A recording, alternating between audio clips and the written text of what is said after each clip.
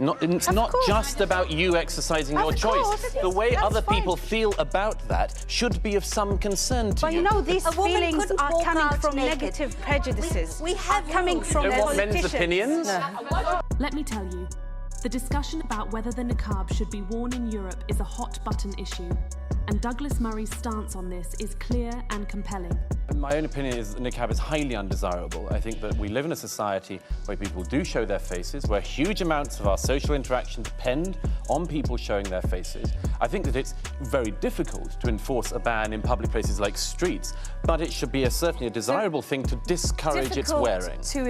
Murray argues that the niqab is not just a piece of clothing, but a symbol that carries significant social implications.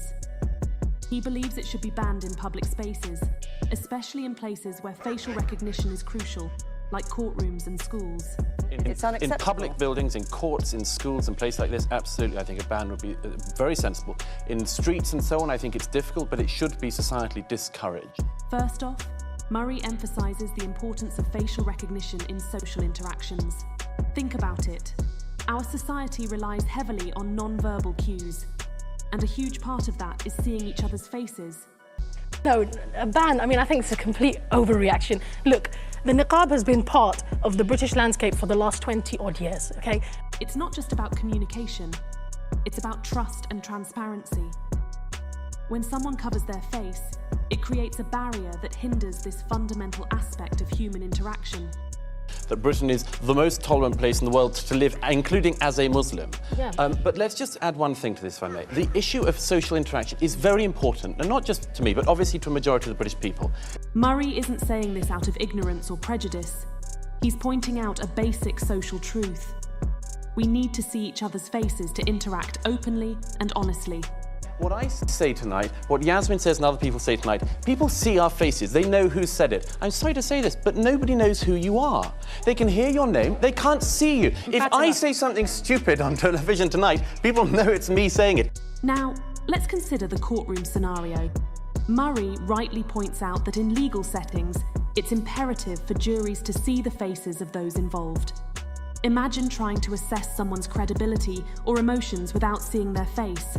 If you do, with all due respect, you can disappear and no one knows. No, we're not disappearing. You What can does see it us say? here. Come the on. meaning of this thing is extremely important to address. The meaning of this thing is women are by nature dangerous to men and society. It would be nearly impossible. The veil, in this context, undermines the very foundation of our justice system.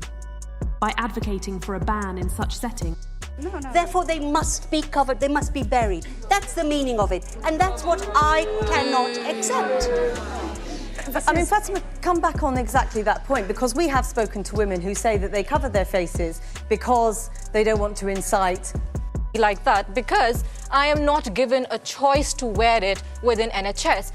When I know it as a fact that if I wear my face veil and go to a job interview, I will never be taken up for a job. How is it to ask, you all here, how is it that you say it's an absolutely fundamental, you have to wear it, it's a right, it's a necessity upon you, but yet you say you go through an airport and it doesn't matter if you lift it? Is it so negotiable? In France, many of the women who said we cannot go out if we don't wear it have taken it off.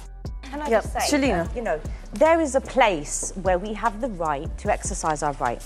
And if this was a school or a playground, you know, as far as I'm concerned, the bullies are winning here. There is a majority of people who have the power and resources to put out there an image about the niqab. I teach in schools, and I said to a young bunch of children, I said to them, if somebody came into your school, a boy, and he had nail varnish on, and he had high heels on, you know, and you seen him getting bullied, would you defend his right to be the way he was?